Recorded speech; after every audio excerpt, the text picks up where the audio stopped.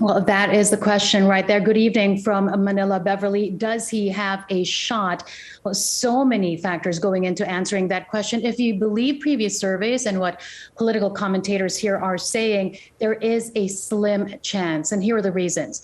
The boxer turned senator clearly is popular, but that popularity isn't unrivaled, I should say. He is lagging behind surveys, and he hasn't shown the people the kind of leader he is or can be. He mentions this 22 round agenda that he has formulated to turn things around for the country. But this agenda is really not reflective of his work as a legislator for more than a decade now.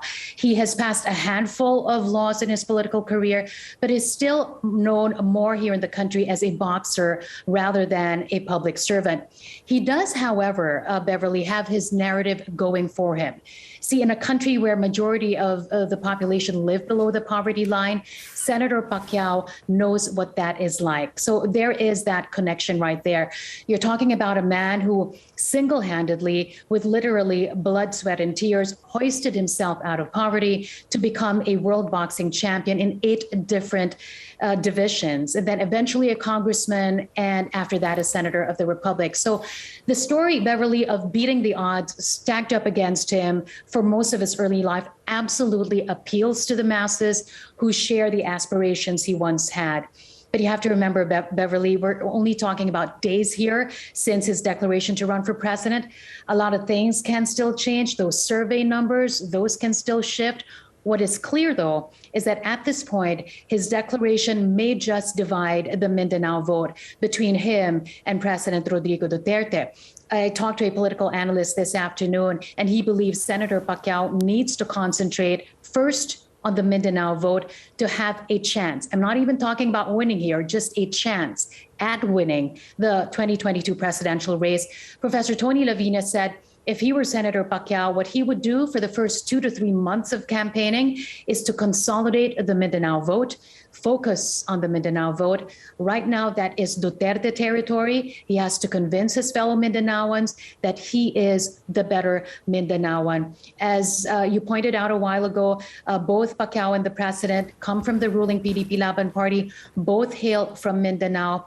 The party is now split in the middle. On one side, you have those supportive of Senator Pacquiao. On the other hand, that other side is supportive or pushed President Duterte to run again, this time as vice president of the country, Beverly. And to that point, Karmina, what is Duterte's nomination as vice president? What impact is that going to have on the entire presidential race?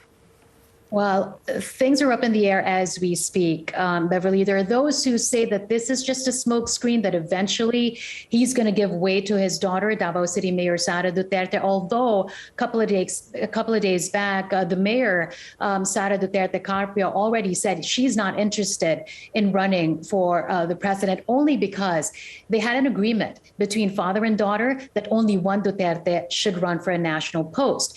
But after saying that he's done, he doesn't want to stay a day longer in power. He said that many times a few years back. He is now, as you correctly pointed out, Beverly, he has accepted the nomination of his party to become the vice presidential candidate.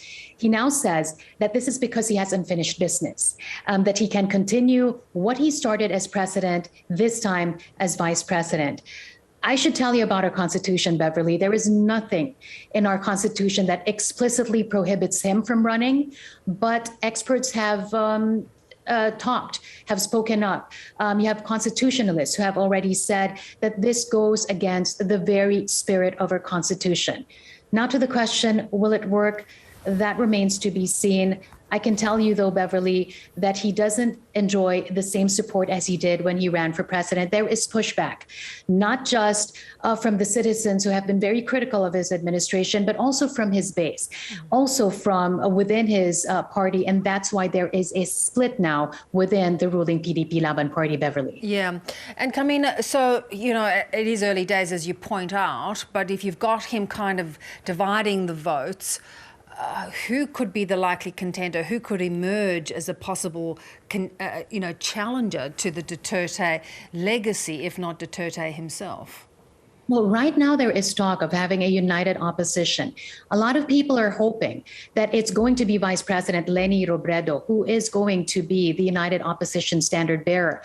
But, she hasn't really made up her mind yet. She did say in a recent interview that if she is chosen by the united opposition, then she is giving the assurance to the Filipino people that she is ready. She is ready to challenge President Duterte or any of those who will be gunning for the presidency come 2022, Beverly. Fascinating stuff. Thanks so much, Karmina. Good to talk.